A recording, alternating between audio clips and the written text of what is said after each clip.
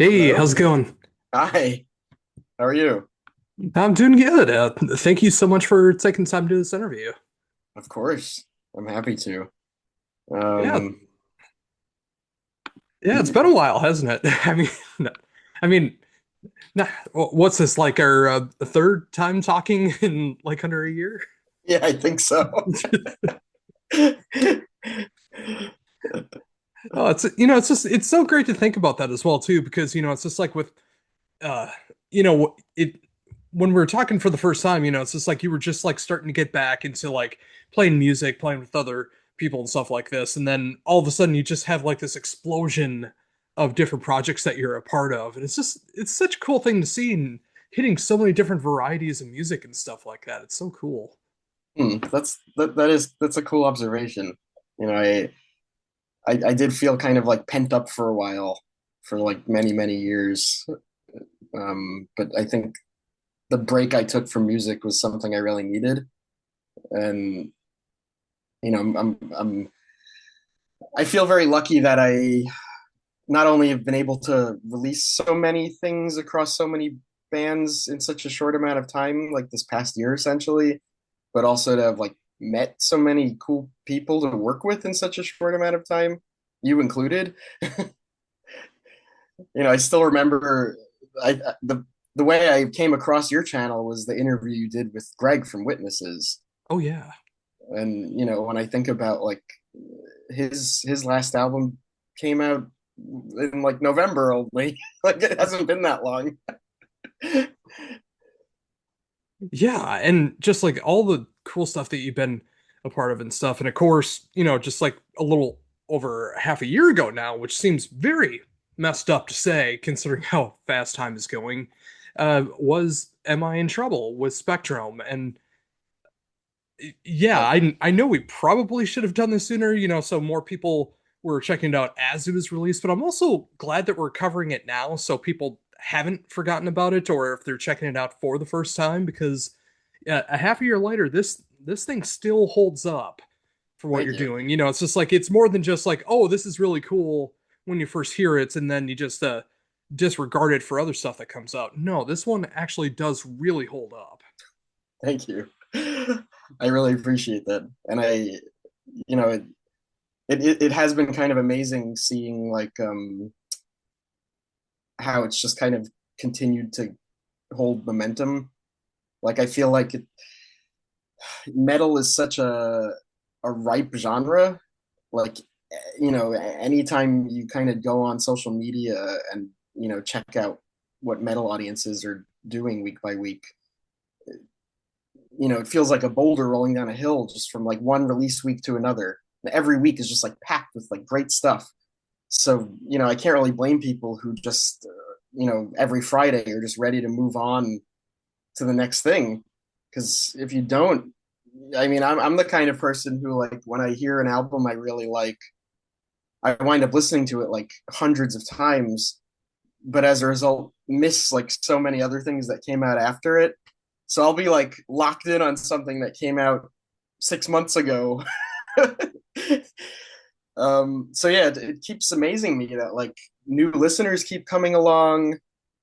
That like the listeners on streaming services held pretty firm.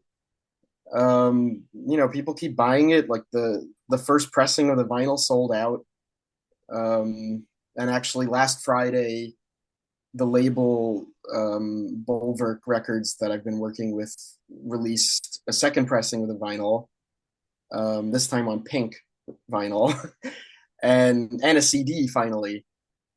So now the album's been released on record, CD, and tape, which I'm really excited about. So it's amazing. Like this past Friday with those releases, I feel like the album's getting like another refresh as a release again. Now, yeah, we're almost halfway through the year. Oh, and that just makes me so happy to hear too. I mean, this again, like I've said before, this thing really does have the staying power, and it is easily one of my favorite albums of the year, despite coming out so early in the year. Thank you. Um, despite me today, officially having 500 album reviews out this year alone. And because I woke up so early this morning, I wrote up another 30 for next week. I'm like, I'm trying to cover as much before like the official halfway point of the year. It's just like I already have 530 in the bank right now. So, it's Oh just my like if God. something like has that kind of staying power with me, I think that really does show a lot about how much I do love what's going on with it. And I can't That's wait to go deeper into it. But, before that, like you mentioned before, it's just like I'm so happy to see that there was a second pressing for vinyl, that it is hitting all these different formats and it does keep selling. It's just like especially with a genre and hitting so many subgenres within a band like Am I in Trouble, and just like having this power for people to be able to keep checking it out and keep growing and growing like that. It's incredible, and I'm so happy for you. Thank you. Yeah, it's amazing. So with all of that in mind, like how did this come to be? How did Am I in Trouble come to be? I mean, it's funny because like technically it started like 15 years ago. Like that, like I started writing some of the songs in 2010.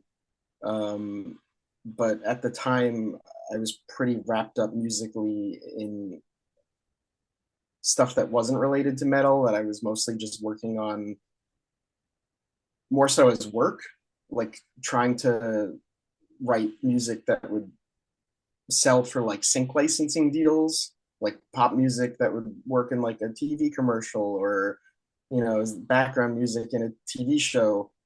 Um, so like the Am I in Trouble stuff was really just like when I had free time and I was working on stuff that really like spoke to me, that wasn't work. But 15 years ago, I was in a very different situation in my life where I didn't really have like the same kind of free time and environment to work on music in on my own as much. Um, so it kind of just like sat on the back burner for a long time, and I really didn't know what it was going to be. And then when I kind of burned out on all the pop stuff, I just took a long break from music in general. I had kids, and it was almost 10 years where I didn't really do anything with music. But then finally, like, we moved into a new apartment where I finally had like a space to work in. Um, and I finally just like felt ready to connect with music again in that way. Um, and I don't know, once it started moving, it kind of came together much quicker. um, and that was really it. I mean, the project really just started like I think like the first line of like the description that I wrote up for the album was that it was designed as like a love letter to the stuff that I love musically. And I think that's what it stayed. It's really just like a love letter to all these like weird bands that I adore. Yeah, and I think that's why I like it so much is because it does feel so authentic to uh, the different genres and different styles that's going on. Like you're not doing this just because like you hear the real passion behind everything that's going on. Just musically, you can hear that as well. You can hear that authenticity behind it and the fact that it can hit so many different styles that's going on and not just feel like a giant hodgepodge. Like all of it does have a purpose behind it. And especially when it comes to Spectrum as well, just like considering it does hit so many different colors as well, and everything does have a different style to it behind each of that. I think it's just such a cool concept. Like, was that the original idea that you had behind it, or is that something that just kind of fell to be? It definitely wasn't like from the start intentional. But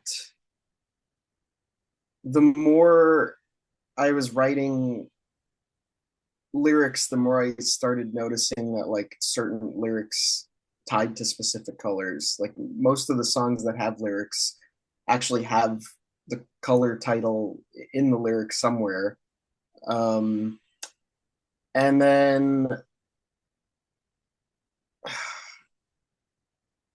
part of it came from like I'm very bad at remembering song titles in general, like of other bands, even bands that I love. So I started naming the songs just with these color titles for the sake of being able to remember them for people like me as an audience.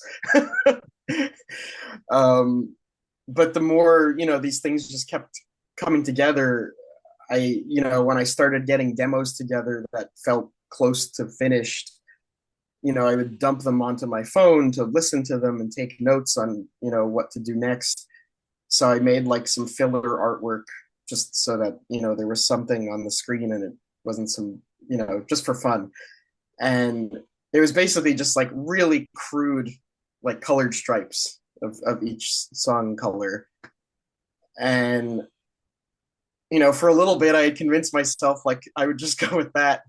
But the closer everything came to becoming a reality, the more I was like, no, I need to take this seriously. So, luckily I'm friends with a really great artist named Ava Darren. And I can't even remember how I approached her, but I did, and she took the job on and absolutely went beyond anything I ever could have imagined on my own. And she designed the logo of the band. Like, she's a godsend. And like it's funny because I feel like album art is sometimes kind of poo-pooed nowadays, especially with like a lot of artists using generative AI, which I'm not a fan of. Um, the cover art is what draws people in. Before the internet existed in the way that it does now, the way I would find albums to listen to, I'd go to like a record store like Generation Records, or Sam Goody, and just flip through CDs. And if a cover popped out, I might buy it. So, one of the notes I gave Ava when she was working on this album art was just like showing her like those shots that people put on like Blue Sky or Twitter where it's like a grid of album covers and or like scrolling through Angry Metal Guy reviews and there's all the little thumbnails of each album cover and just showing her like, okay, like you can tell what every one of these albums is going to be based on the cover. Like all the black metal albums are like dark and black and white and gray and they have similar themes. You can tell what's a stoner album, you can tell what's a death metal album. And I was like, I want you to make something where if someone's scrolling through a list of black metal albums and they see this, they're gonna say, "What the hell is that?" And I feel like she nailed that. Yeah, I couldn't agree more. I mean, when you look at it, it is so striking, especially for something that is so predominant like black metal overall. Of course, not everything about it is, and I think that's Right. what I appreciated about so much is because it does hit so much genre bending. But yeah, when you look at that and you see like all the metal releases that come out for a week, and then you see something that has that much color behind it, something that's called Spectrum, and you're able to like see colors that you would never see in a black metal cover. Just such a cool idea. Thank you. I'm so glad it all worked. I mean, there were so many points prior to releasing the album where I was like, people are gonna think this is stupid, and I was like, I don't really care. Like, but I was sure people would think like the first song was dumb because it's just like so cheery and kind of goofy. But I just wanted to go for it and see what happened, and luckily people liked it. Well, and again, that's just another reason why I like it. Like, it might start off cheery like that, but it doesn't stay that way when you listen to it. It goes through a whole different whirlwind of emotions. Like, it doesn't Mhm. stay on one particular style for too long. And yeah, I, I wish more people would take chances like you have with this and just be able to like push the boundaries of what music can be. And it's when you can do that for black metal like this, like I think it's just such a cool concept and just everything that goes along with that. And I really hope people are able to like realize that down the road as well too. Like a year, 2 year, 3 years from now, like if they're wanting to make music for themselves, and they're able to see there is a band like Am I in Trouble that like push the boundaries of what black metal could be, and like showing that you can have more major scales, more acoustic elements that aren't just dreary the whole time. Like you can have more vivid imagination that goes along with it. That's I like that. Yeah, I agree. And there were certainly a handful of bands like 20, 30 years ago who did this already. But a lot of them have kind of gone dormant, and I think to the larger metal audience kind of forgotten.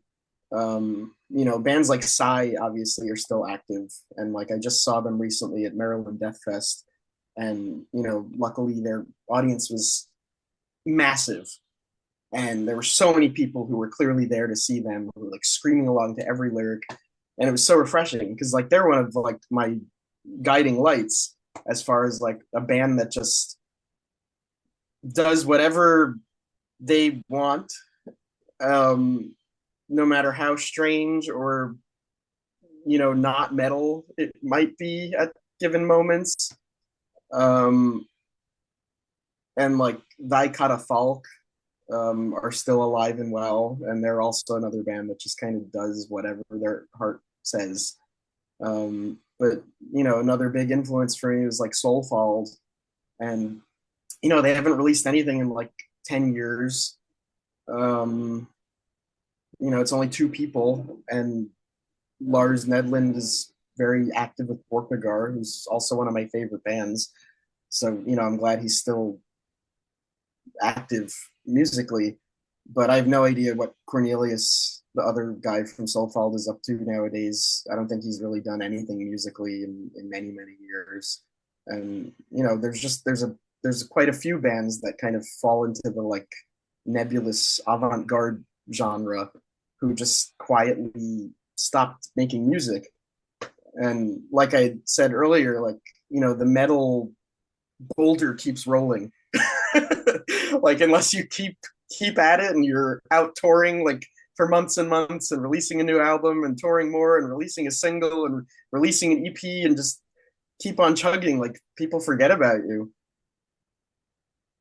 Yeah, but that's also like a great reason why I love festivals like Maryland Death Fest so much. It's actually been 10 years since I was able to go to Maryland Death Fest, but I mean there's been so many great bands that have played that. When I got to go there, there were so many killer bands that were part of that. But just the fact that it can cover from like Funeral Doom to Melt Banana, which is like the happiest grindcore band that you'll ever hear, to all these different styles. I love that there is a festival that like caters to all these different styles of extreme metal, but also just like you can go see all of these different sides as Yep. well. And sometimes you can hear that in one band, going back to Am I in Trouble? Like you can hear all these different styles of bands and influences that's going on. But, also just over here in the States, like, obviously it's not as prolific as it is over in Europe or something like that. But the fact that we can still have a showcase to be able to show all these different bands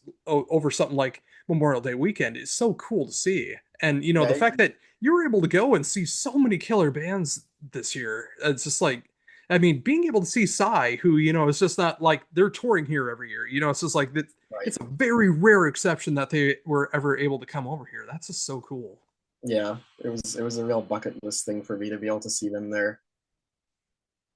I'm Oh, very so glad we made it. Oh, definitely. So, obviously, when going back into the album and everything, obviously, it's not just you that is a part of that. I mean, obviously, you needed to get people that were a part of this and be able to look for the same vision of this that you're looking for. Like, how was that to be able to find the right people for this? So, I mean, the main other person involved is Chris Barber, who's the drummer. And, you know, for a while, I convinced myself the album would have programmed drums, partly because there are so many other bands I respect who successfully use programmed drums and they sound really good. But the more I worked on it, the more I kind of realized the amount of work involved in programming drums to actually make them sound as good as the bands I like who use them. Um, it's an amount of time and effort that I didn't feel qualified to do or felt like I had the bandwidth for, particularly because the album had been kind of cooking for so many years. I wanted to get it moving. I was like, I don't want to spend the next like 40 work hours just programming drum hits. So I think largely just was like researching drummers. And when I came across Chris, he was obviously amazing. And, someone I could afford to hire. And I just really liked the fact that he didn't really tie himself to any one style of drumming or any one genre. And he plays with, he's played with metal bands, he's played with like indie groups, he's played with hip hop groups. Um, he does like all these covers on YouTube, just like across all different styles and genres. And at first, I just sent him the song White, and he just got it. I don't know, like he knew exactly where to draw the line between like respecting the loose ideas of what I had programmed, but also just like completely making them his own and like breathing life into them. Like as soon as I heard that one song, I was like, yeah, he's it. Like this is it. Like I'm working with him on everything. So he's like the main partner, and like working with him was like also like another shot that I needed to get going and make it call it finished. Like once you get drums back from a great drummer, it's laid the whole foundation for everything. Like it clearly immediately tells you like, okay, I need to redo this bass part. I need to, you know, play this guitar part again to the drums because they're where all the life is. So yeah, he was the core of it all. Every other person involved was great, and a guest, um, but they were all like smaller appearances. Other than Ember Belladonna, like I love flutes in metal in general, and I had a lot of like flute lines I had played on keyboard, but fairly soon after I kind of had the whole album mapped out, I was like, I need a real flute player, and I found her because she had released an album. I think it was last October called The Grove, and it's great. It's just like folky metal, but also moments of not metal, and it's all flute focused. Like in the way that like an instrumental metal album might be all guitar focused, or most metal albums are very vocal focused. Like this one is all the flute, dead like right dead center, and I was like, that is really cool. Like she's a great flute player, and she has a background in metal. So I reached out to her, and she was on board. It was amazing. Oh, definitely.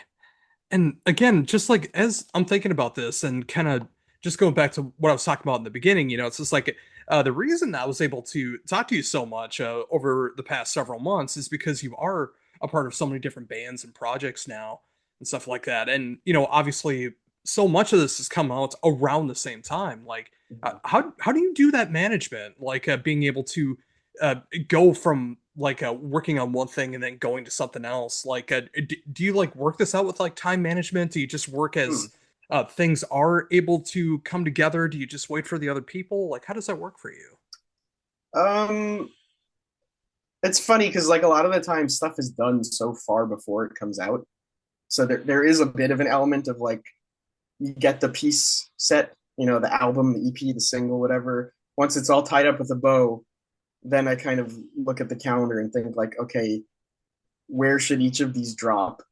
And like how can they drop in a way where they're not overlapping too much? That way, like, I can focus like promoting them and talking about them in a way where it's not going to interfere with the other one. So yeah, a lot of it. I mean, this year in particular, I've just kind of looked at it like what would happen if I released something every month, like just one thing, even if it's just a single song. Um, but yeah, a lot of it is just like thinking ahead and looking at how things line up against each other. Yeah, that does make so much sense. And Yeah, I mean, obviously there's so much work that goes into it. It goes on months, sometimes years ahead of time before it actually does see the light of day. But it's just again, it's just like it's so cool to see like so much of your musical palette is coming out in a relatively short time with Hmm. everything that you've been a part of. And again, just like thinking about how like Am I in Trouble? It's just like really taken off. I mean, I've seen people that I know who have no idea that I covered this that have discovered you from this and just like being blown away that there is like an album like this out there. So I know it does have that staying power. It's not just people like myself promoting it. It's like people who do have that love and passion of discovering new music is finding it as well. That's great. That makes me really happy to hear.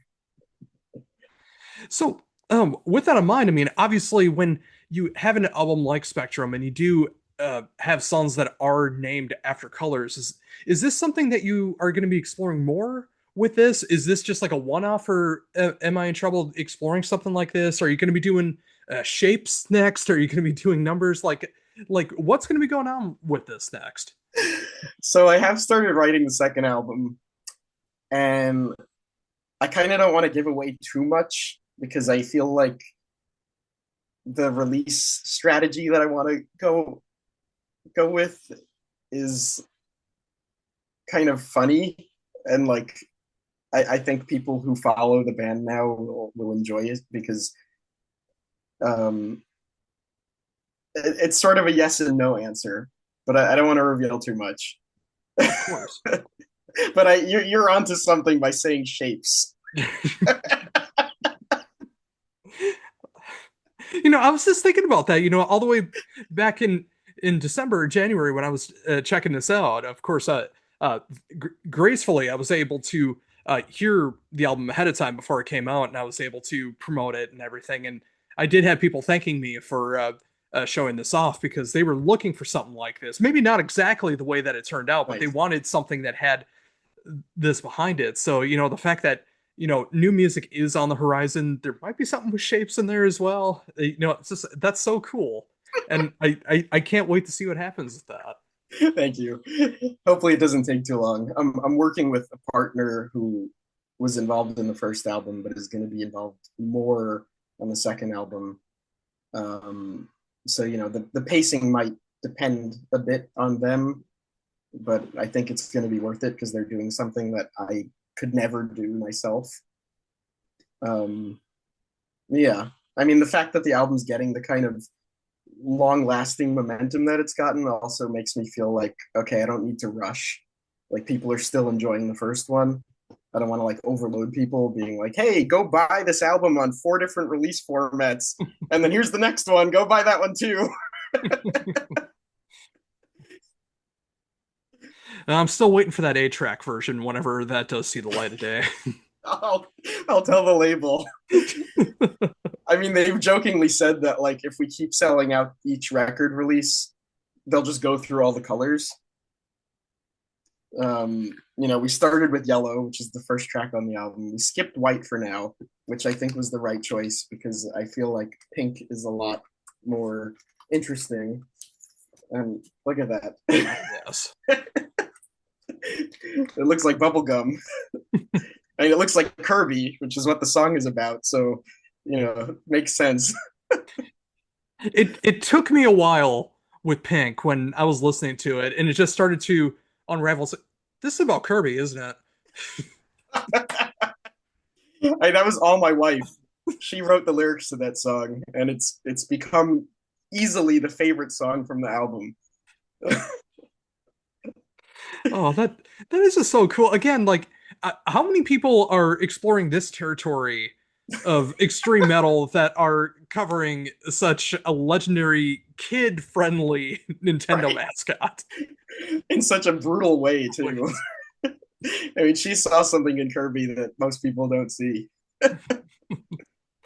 Oh, it's just so great. And yeah, again, and it's just like with the amount of time that I've had with this, and obviously with the amount of time that you've had with it as well, too, it's just like when I'm able to put this one on and I close my eyes, like even though it does have like a color for every track, like when I do listen to it, you do really match it up with the color as well too. Like you can envision these things, whether it has vocals or not.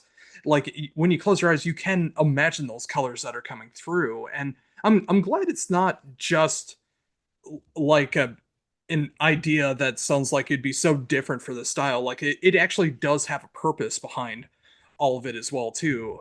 And yeah, just Thanks. again, I'm just thinking about the whole idea of Kirby behind this. It's so great, but yeah, I love that it does have the kind of staying power that it does, and even just closing your eyes and just like imagining everything that's going along with it from track to track. Wow, that's awesome. Yeah, I did that, especially with the bridge of Pink, like that long drone passage. Like when I was mixing that, I spent a lot of time like laying with my eyes closed because that whole passage, I wanted it to feel like you're being digested by Kirby. So you're just like in this void of darkness, like slowly ceasing to exist. And I feel like it got there. Like there's also like a very subtle volume automation where it's getting louder and louder as it goes. And like one by one, more and more layers of guitars are getting added in. And then it finally just like breaks and goes back to the harp and the acoustic guitar. And there's just like peace. And that peace moment I just imagined as like Kirby went back to sleep. He's not running around eating everyone anymore. Oh, that's just incredible. So, on a somewhat related note, is the household going to be picking up a Switch 2 anytime soon? I don't know about anytime soon, but eventually.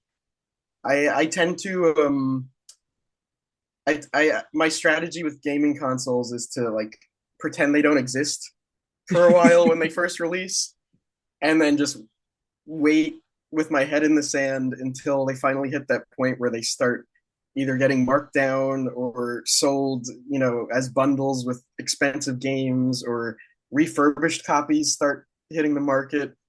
That's my goal. So for now, I'm gonna just stay with my Switch One. I'll download the new Deltarune game soon and just focus on that someday. Oh, I absolutely makes sense. I mean, it's an expensive hobby, especially nowadays Yes. with everything that's going on.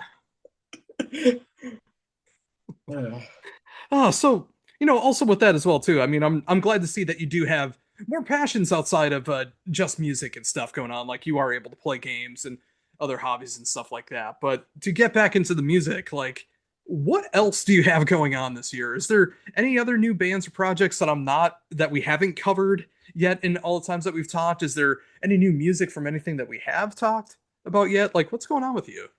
so Ashen Heart has a new single coming up soon. Negative Bliss is doing a series of cover songs that we're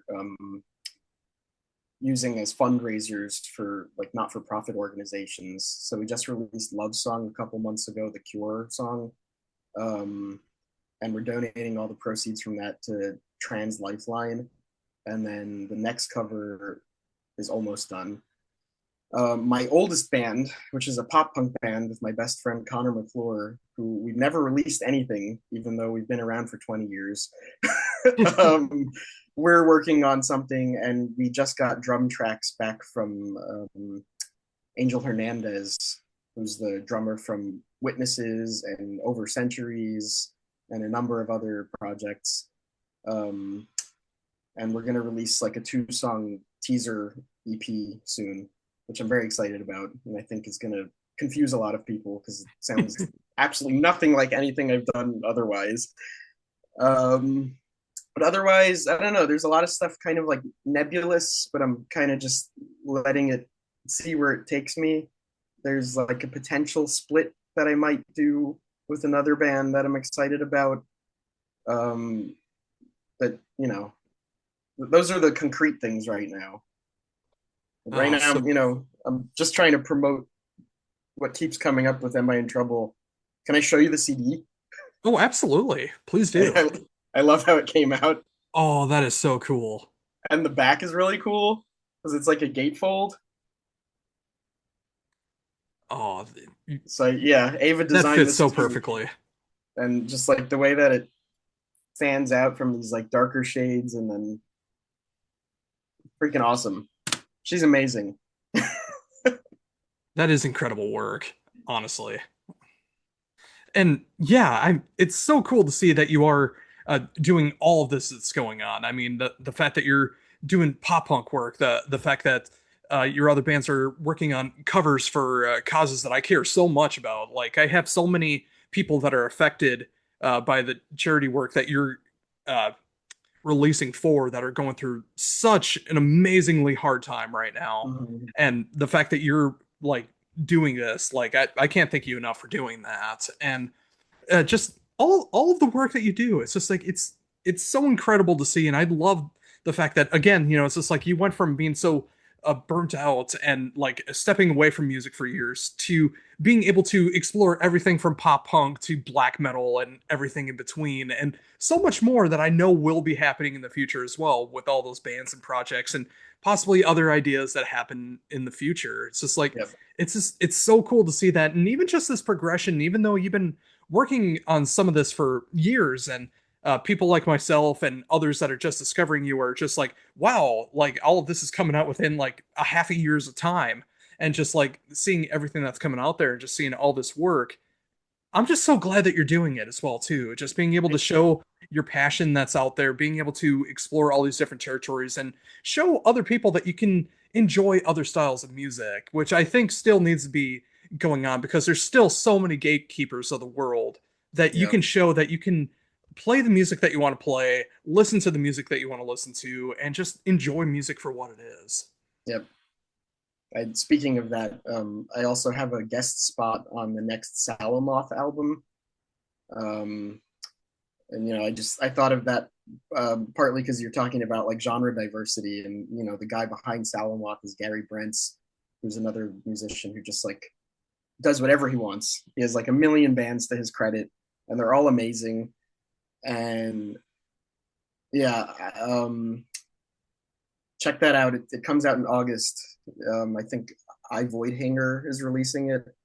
Um, but it's an amazing album. It's like weird sci-fi technical death metal, and I have two small appearances on two different songs, which I'm excited about. Oh, that has me very excited the way that you described that. Yeah, like when that drops, I'm definitely going to be checking that out. Nice. So with that said, I see that Zoom is going to be closing out in under 2 minutes again. It feels like every time that we talk, like I go to the absolute limits of what we can do. So again, I just want to thank you so much for taking the time to be able to talk to me about everything with Am I in Trouble, everything to look forward to with all of your other bands and projects, guest appearances, everything else that's going on. I'm always going to be here whenever you need to be able to promote something. It's always Thank a you. fantastic time being able to talk to you. It Uh, really bef- is. but before I'm done, please plug away like everything that's going on with Am I in Trouble or anything else that you want to plug. Please feel free to do so. Oh, thank you. Um, yeah, I mean, Bulwark Records, the Bulwark Collective are my main label, and they're great. They just released a CD of Symbiotic Growth's new album, which is wonderful. Vinyl release of Damnation's Domain, great death metal band from Delaware. And, if you want Spectrum on the physical release, the CD is now out, and the new pink vinyl is now out. So second chance if you missed the yellow vinyl. Thank you. Well, fantastic. Well, this is going to be cutting off any second, like it does every time that we talk. So it's just going to cut off while I'm talking mid sentence. But again, thank you so much for everything that you do, how much you've promoted me, how much that you care about music, everything with Ample. I like everything that you do. Thank you Thank so you. much for what you do. It's always a pleasure being able to You talk to you, and I too. can't wait to be able to show this one off.